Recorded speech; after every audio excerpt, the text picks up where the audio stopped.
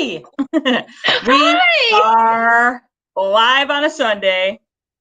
Look at me drinking afternoon coffee on a Sunday. On a Sunday. It's snowing here. Not as hard as it was a few minutes ago, but it's still snowing. Ugh. And yeah, I know. It's gross. It's I know gross. it snowed last night. We woke up to about a half inch of snow on the ground here, and now it's warm. It's like 40 degrees, so everything's kind of melty. It's kind of rainy. I'm watching the squirrels gorge themselves on bird food right now. I watched two squirrels get on our platform feeder, and that line just went. Seriously, man, I've got the fattest squirrels in all of America right now. They're They're so so happy. happy. I know. I know. You have to learn how to bake a squirrel. Ooh. You know what? Who would help me with that is Dad, because Dad, he used to shoot squirrels when he was a kid and eat them because that's what you do when you're farm people. You shoot whatever and then you eat it. Deer, squirrels, turtles, whatever. Turtle soup, yum. I don't know. I'm just thinking of all Dad stories. Yeah, no, you're right. That's right. That's So. whenever I see a turtle, I'm always like, turtle. That's funny. Doug is like, no, you don't. I'm like, I know, honey. I was being sarcastic. But you know what? You got to give it up though, because like waste not, want not. I mean, there was like literally everything was in play, and like if it's got four legs and crawls and walks, man, we're eating it. Exactly. Eat it before it gets away. Eat it before it Eats gets my away. food. And honestly, there should probably be more of that in America as it is. We've become such a processed, convenience food nation that, the art of hunting. So. I don't know. I talked to one of the counselors at school, Travis Garrity, said he would teach me how to hunt. And I'm like, I'm into that because I'm tired of being an F6, and I'm tired of it. You're not an F6, Jenny. You're more like a B2. B4, B2. So anyway, for those of you that don't know what we're referring to, A1s and F6s, it's a designation from the book World War Z. After the zombie apocalypse, everybody sort of gets ranked based on their ability to do stuff because they're so desperate for people that can know how to do things like build things or plumbers or people that can hunt and process their own food, that you're ranked based on your ability. So if like you're a plumber or a builder or a hunter, you're like an A1. And if you're like a sports agent, you're an F6, which means you can basically do nothing and you need to be taught how to clean a toilet. Exactly. Lawyers, doctors are A1s. Yes. And you would be an A1 because of your ability to grow food and sew things. You would absolutely be an A1. I think I'm at least a B2. And then with my anatomy background for massage therapy, I think I could be trained to be some sort of medical technician fairly easily. But I think I'm at least a B2. Totally. Yeah. But yeah. I'm a lower B because I can cook and I could definitely work in the kitchens and feed people, once that food is processed. I can do that. So. But yeah. Hey, speaking of animals, let's talk about this great place. So now that we've sat here for the last 10 minutes talking about eating animals, we're going to talk about a really great place to go look at animals. And don't eat you if you're not careful. So that's very true. So our main focus today is I gotta take our background out. We're talking today about the Bosque de Apache, which is a super fantastic nature reserve in central New Mexico. When did we stumble across this place, Anne? I read about it for a couple of years in the 90s when, magazines were still a thing.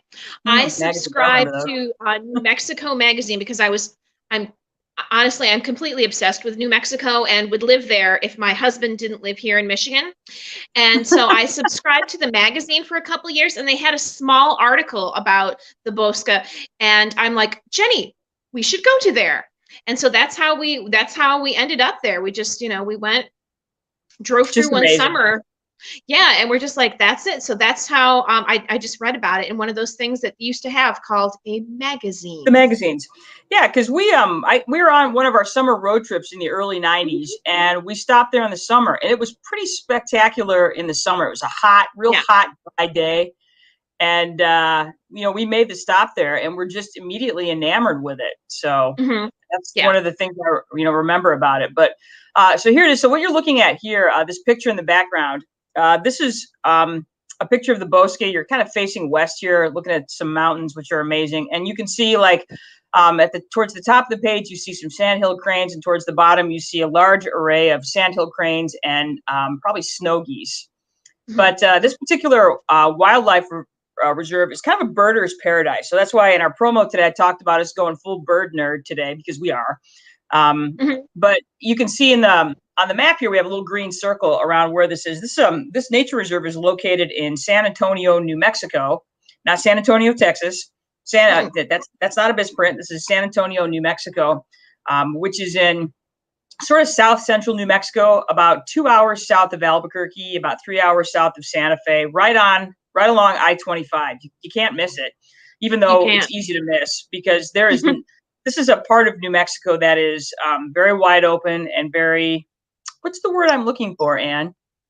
I don't want to say desolate, but it is. I don't either. You get the feeling that it's isolated, yet it's all open, so it's a very, there's not a lot of, once you get past kind of like the Socorro area, New Mexico, it really, there's just not a lot there until you hit El Paso.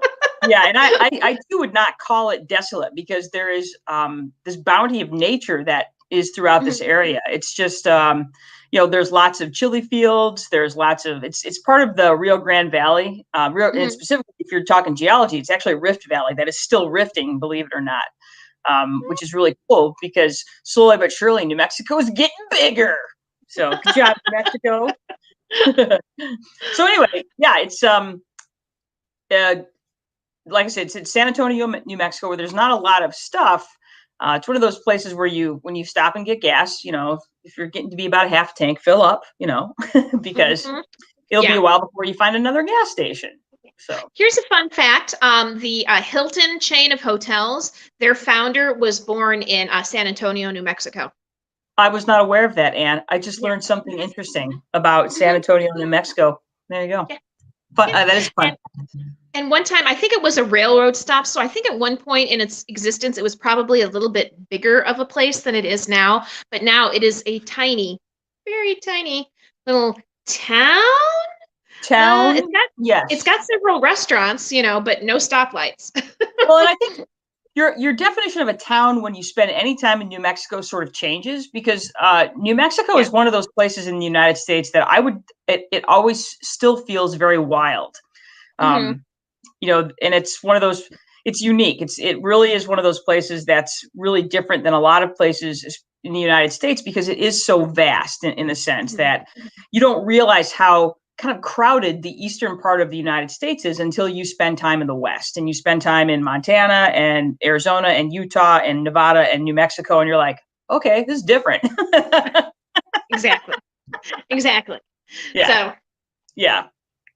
All right, so here's some particulars of the Bosque. It is this fabulous hidden gem of a wildlife refuge in central New Mexico. Again, it's in San Antonio, New Mexico. Why you might want to visit is that it's a great place to view just a fantastic array of birds, mammals, reptiles, things that are really unique to the Southwest United States. It's really cool because each season that you go offers something different in terms of what you're going to see there. So your experience that you have in the summer is vastly different than the experience you'll have if you go in November, December, October. The fall migratory season, especially right now, this is the prime event to spend time at the Bosque. Is November. It's a wonder for the senses. And I actually added a little video to the end of this presentation so that you can kind of hear what it's like there. That's the thing that's most striking, is the sound that you hear season versus season. And the sound, the word you would describe the season right now is a cacophony of noises that comes from this place in November. It's amazing. It's a great way to experience the solitude and the spirituality of New Mexico. If you've never spent any time in New Mexico, it's just different there. It feels different. There's something about that state that is so strangely haunted and amazing. And I think it's because it goes all the way back to this native spirit that exists in the state of New Mexico. Mm-hmm. You can also say that about, I would say, Arizona as well. There's something mystic about it that it's hard to, it's not something that I think you experience necessarily in places like, Western Wisconsin. So not that it isn't lovely. It is. Western Wisconsin's amazing. So anyway, there's 2 great restaurants, and I looked this up. The Buckhorn Cafe still exists. They are still there. Yeah. So the Buckhorn Cafe and the Owl Bar are 2 legendary places to go get a chili cheeseburger in New Mexico. They make the most wonderful burgers. I know it seems like a thing that you wouldn't get into, but because my sister and I enjoy eating very much, especially New Mexican style cuisine, they're delicious. And again, it is. This particular wildlife refuge is very accessible to anybody of all ages and abilities.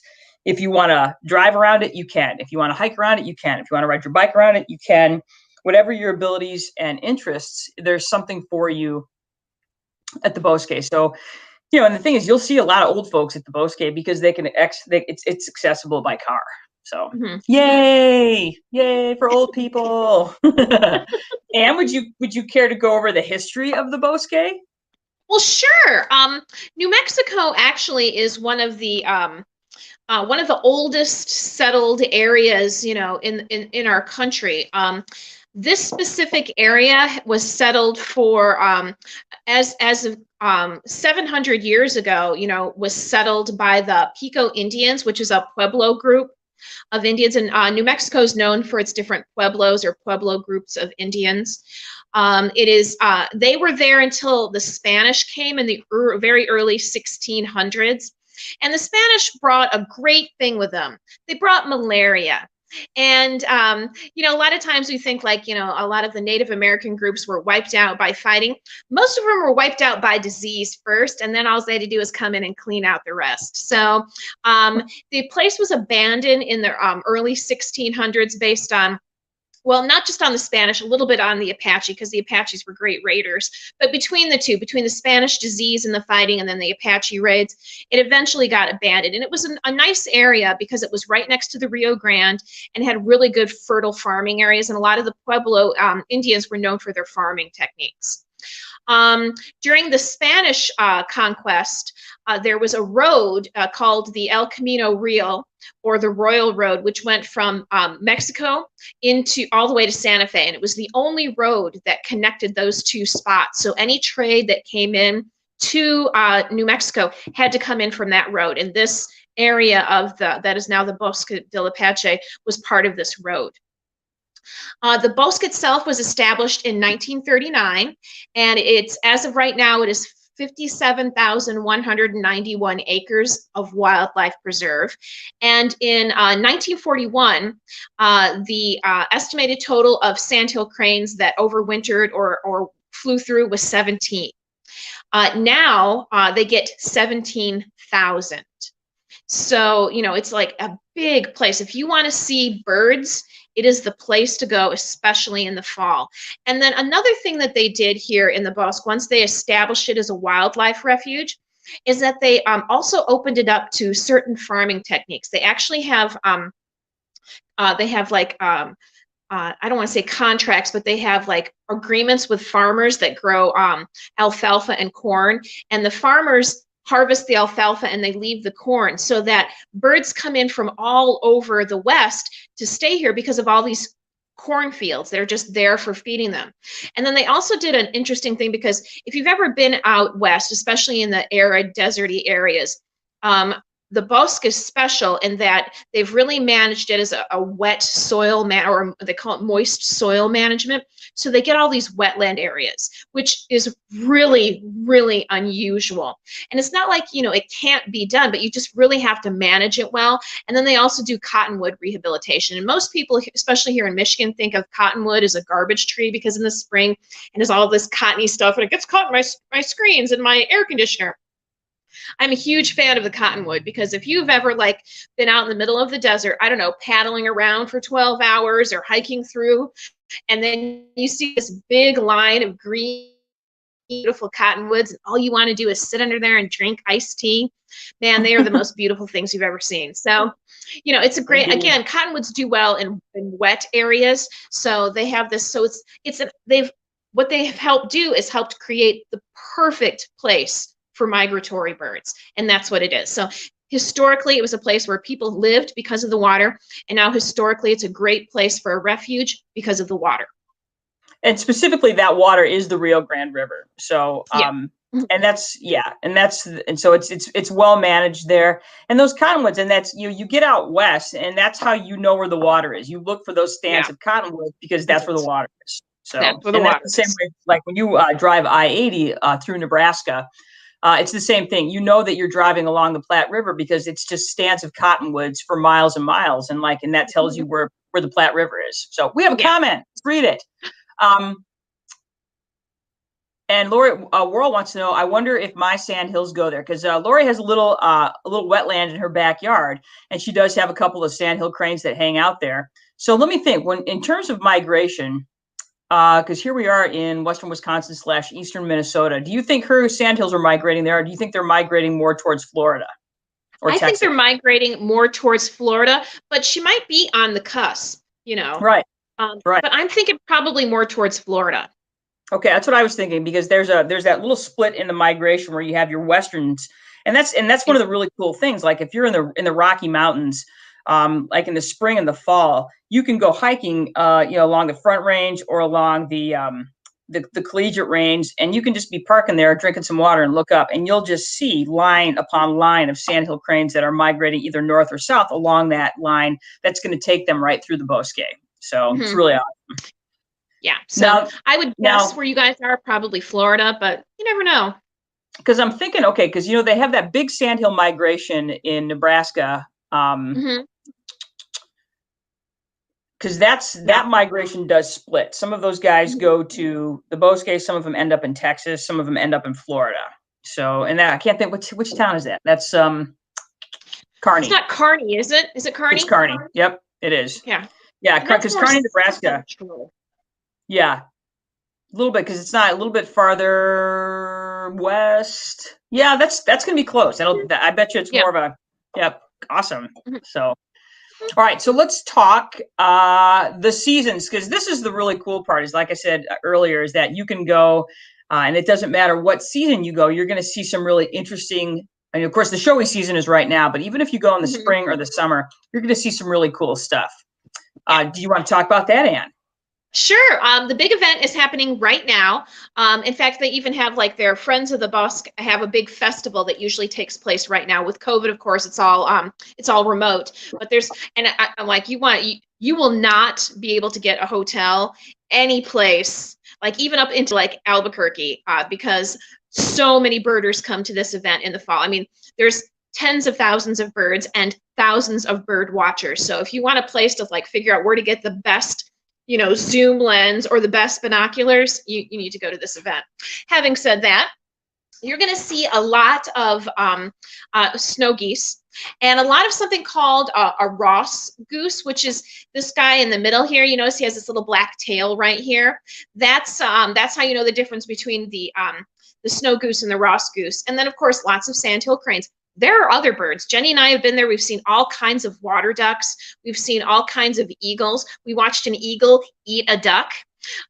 So, there's lots of other birds. I mean, lots of stuff to see, but predominantly what you're going to see are the migratory birds. And you're going to be like, I had no idea that there were so many snow geese. Sometimes it's like a snow globe of snow geese. They're just snow geese. You can, it literally blocks the sky from all its, because I think on any given day, this time of year, there's 1 million snow geese and about 10,000 cranes on the property. Yeah. So it is, like I said, the word you're looking for is cacophony when it comes to, especially in the morning when they're flying out and flying into the fields to go feed. And then at night when they're flying back, because they fly to the water and they spend the night in the water for safety reasons. And so it's this really, like I said, it's, you get there early so that you can watch the fly out, and you stay late so you can watch the fly in. So yeah. All right. So that's the big thing. And that's what's happening right now. And so what Ann and I did, like I said, our first trip was in the summer, and then I don't know, we did this like 2 or 3 years in a row. We just went for Thanksgiving. We literally spent Thanksgiving at the Bosque. And that is that's honestly the day to do it, because it's great. It's still right in prime time, and B, nobody else is there because everybody's Thanksgiving. Exactly. It's awesome. It's actually the perfect time to be there, because like you said, there ain't nobody there except most of the birds. All right, so spring, mid-February to May. Spring, you see, you start a lot of the it gives you room to start seeing the edges because a lot of these birds that I'm going to talk about right now are edge birds. They like to be right on the edge of the water because that's where they do most of their feeding. And of course, during the migrations, you're not going to see them because there's just so many other birds. They might be there, but you're going to have a hard time seeing them. So things like stilts and plovers and dunlins and curlews and then avocets. And like the avocet is the last one here. The kind of pink with these really awesome bills. And these bills, what they're designed for is to pick insects and little worms and stuff out of the mud of the water. So that's why they like to be at the edge. So they're right on the edge of the water and the shore so they can get all the good insects. And you see a lot more of these in the spring because the vegetation hasn't started to grow up around the edges yet of the water. And then also, there's not as many, loud, big birds there, taking up your attention. They are loud. And Lori wants to know, are snow geese and Canadian geese the same? They are not the same. They are two different types of geese. I think they can interbreed, but they are technically two different types of geese. So there you go, Lori. Now, they're coming from the same area, so they do have a lot of similar characteristics. I mean, they're coming up from the Canadian tundra area, so it's nice to be white and blend in. But they have the Ross geese has a little bit more of a black marking in the tail that distinguishes it, and I believe they're not quite as big, but honestly, you wouldn't know that unless side by side. Gotcha. Very cool. And finally, and this happens to be this is easily my second favorite season at the Bosque is summer because because it is like you said, and it's a riot of hummingbirds. It is a riot. In fact, at the visitor center, I'm not exaggerating, they'll put up 20 hummingbird feeders and there will be hundreds of hummingbirds. Because usually when you see hummingbirds together, they're like, diving at each other and this is my hummingbird feeder. You can't feed. Well, that's all out the window. They're just all feeding. And I'm not exaggerating. You can stand right next to a feeder and put your finger out and they will land on your finger. And they're just everywhere. And Michigan only has one type of hummingbird. We get the ruby-throated. That's the only type you'll see in Michigan. If you see another type, it's because they got blown way off course. But there you can see the black-chinned, which is pretty common. You'll see a lot of those. And the rufous, you'll see a lot of those too. But then you can also get a chance to see the calliope and also the broadtail. So 4 different types of hummingbirds just buzzing around you all the time. And then it's a good time to see it's the desert. So, you get this like green strip in the middle of the desert, but then you have all these hummingbirds and then you see a road runner running across the road, that sort of thing. Roadrunners, quail, grouse, I think we saw rattlesnakes one year we were there. We did. We've seen all kinds of great stuff. So the summer is a really good time to see a lot of beautiful birds that just want to be near the water. Like one time we saw a western grosbeak, which I had never seen before, which are blue. So just amazing. Yeah. Lots of smaller, birds that are just attracted to, to the water, and then hummingbirds galore. Bring mosquito repellent in the summer, because dang. Definitely. Dang. Because dang. There's this misconception that the West is not mosquito-y, but man, you get into some of these wetland areas, it's the same thing when we're, like you're in Crestone, Colorado, in the summertime, man, you get swarmed. We went one summer, it was you, me, and Joe and Duncan, and Sarah was with us. And you guys had jumped out because we found a turtle in the road, and you and Sarah had jumped out to go pick up this turtle and get a picture with it. And when you guys came back to the van, you were both covered with mosquitoes. I've never seen anything like that. Just like sweeping the mosquitoes off of you. God. So yeah, in the summertime, bring some mosquito repellent. You're going to need it. Yeah, exactly. And some sunscreen, but definitely some mosquito repellent. Yes. And finally, the last thing, the fall season, and like you said here, Anne, this is mammal time. Yeah, and it's not like you won't see mammals all times of year, but the nice thing about the fall is it's getting cooler. A lot of them have already, they've had their babies are starting to grow and they're starting to spread out. So you'll see things like, you might get to see coyotes, especially if you go in the morning. Definitely mule deer. You'll definitely see mule deer. Jenny and I were lucky enough one time to see an elk. You can also see javelina. That is kind of a very early evening sort of animal that you might get lucky enough to see. They're pretty shy. You probably won't see mountain lions, but they might see you. They might see you. Well, for those of you that don't know, a javelina is a cute little like pig. I wouldn't say cute. They can be very aggressive, but these are javelinas. Pig. It's a wild pig. Yeah, it's a wild pig, and they're pretty shy. They're not looking to. I would suggest, and especially if you're going to hike it, remember that this isn't you're in a more remote area, and it is important to not necessarily go by yourself. A lot of people are like, oh, I'll just go by myself. It's just, so what can happen? Always go in pairs. Like I said. Rattlesnakes, if for nothing else, there are a lot of, it's a desert, so there could be a rattlesnake. If you hurt yourself, you want somebody there to go get help for you, because there's no guarantee your cell phone's going to work, and it's a long way between you and the hospital. So yes, because the closest town is Socorro. I mean, of any size, and that's still 20 miles away. So yeah, so it's It's yes, it's a national wildlife refuge. Yes, it's right off of what is it, 25? 25, so you might get the impression that you're not in the middle of nowhere, and you kind of are. So just remember that there's other things that live there that are better adapted to the environment than you. Correct. So take a buddy. That's right. That's good, Jeannie. That's in fact true. Never by yourself. Okay, good. Never by yourself. So, just especially if you haven't been there before, and pack a sandwich. Yes. And pack a sandwich. Yeah. And pack a sandwich. Definitely pack a sandwich. Fantastic. All right. So if you decide to visit, so if you thought that this is the coolest thing ever and you decide to visit, just know the closest airport's Albuquerque. That's where the big airport is. In New Mexico. So, if you're flying in, you would fly in and then rent a car and take that down to the Bosque. If you're driving in, because usually when Ann would come in, because this is when I was still living in Denver, you would fly into Denver and then we would drive down from Denver. And it's about a 8-hour drive from Denver to Socorro. Yeah. Give or take. And if you're going in the winter, like when Jenny and I would go in the really late fall in November, you do have to watch the weather, because you do have to go through a pass or two, a mountain pass or two, and so the weather can be really hinky. So Duncan and I often thought about flying into Albuquerque, but it's like $1,000 more to fly into Albuquerque than it was to Denver. So, but you do have to keep an eye on the weather if you go in the fall or winter. If you go in the summer, it's hot, but if you go in the fall or winter, it might be 60 degrees, or you might be in a blizzard. So we've done both. We've done both of those. Yeah. So going through the Raton Pass when there's a blizzard is not as fun as it sounds. Less fun than you want. So they do have a visitor center there. They have actually a very nice visitor center. It's great because they've got real facilities, like flushing facilities there. Once you get into the reserve itself, they've got a few porta potties perched around the property, but so the visitor center is nice. They do have some really awesome art.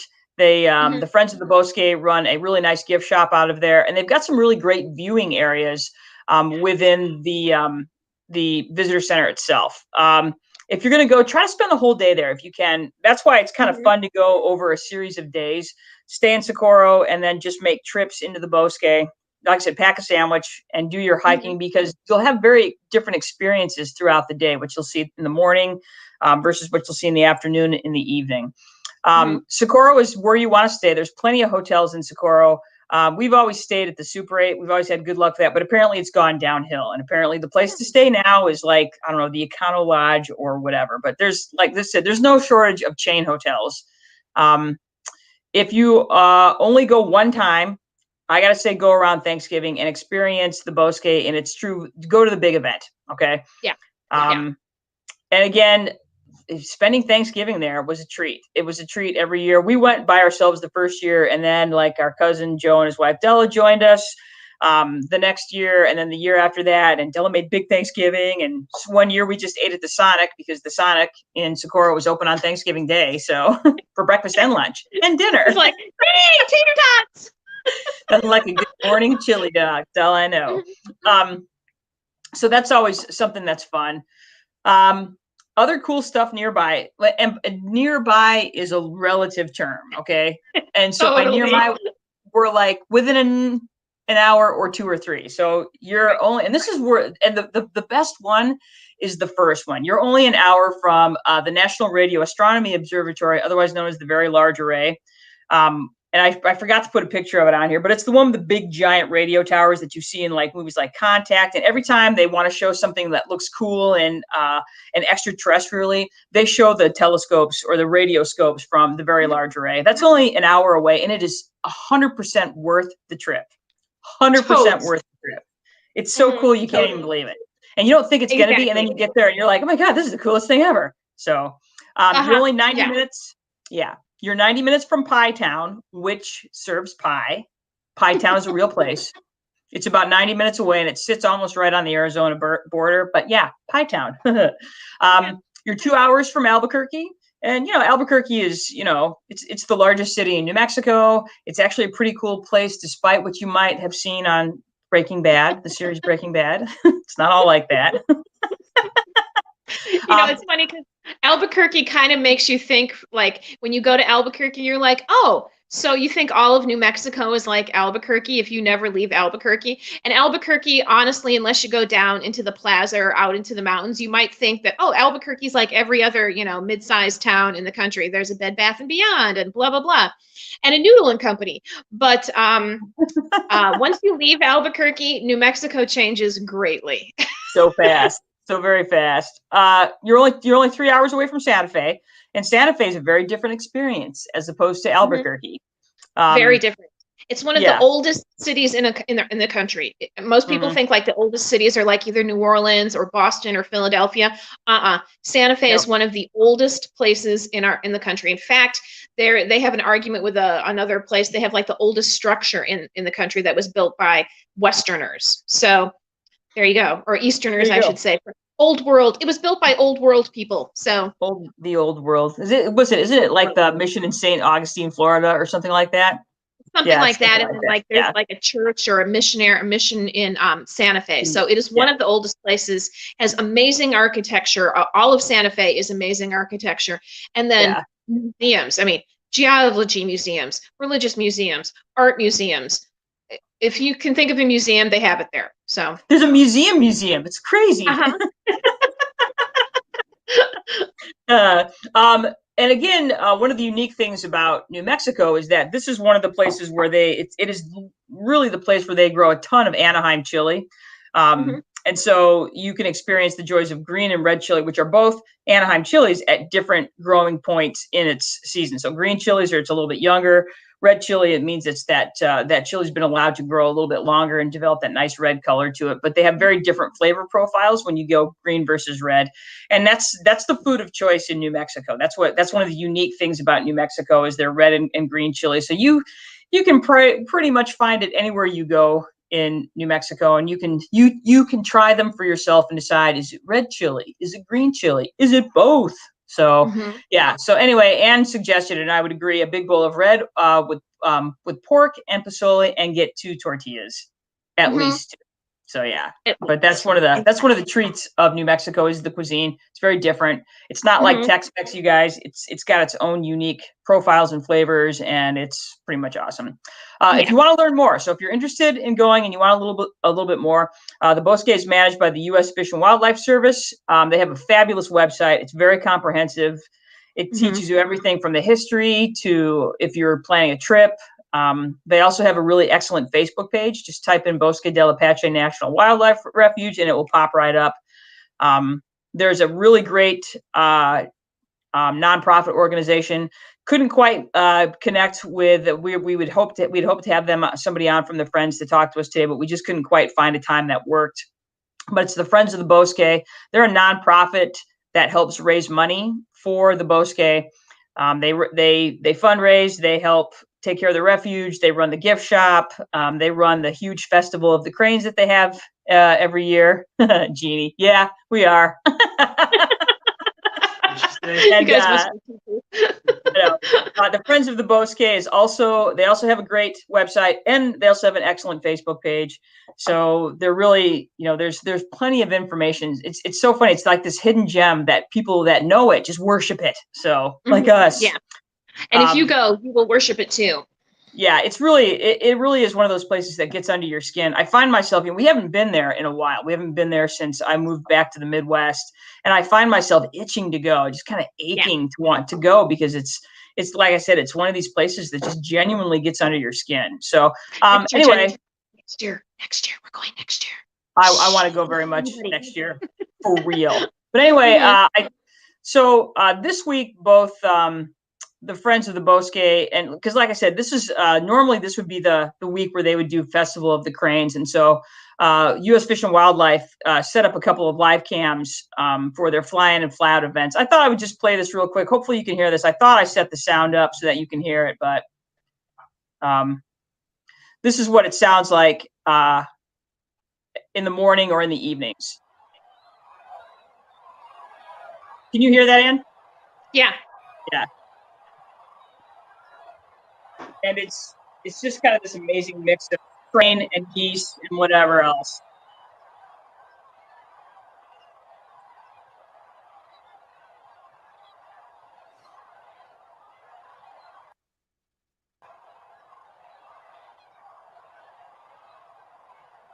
This one happens to be at sunrise.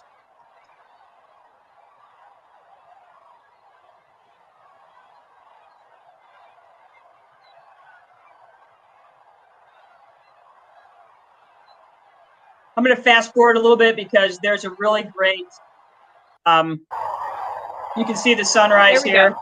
Yeah.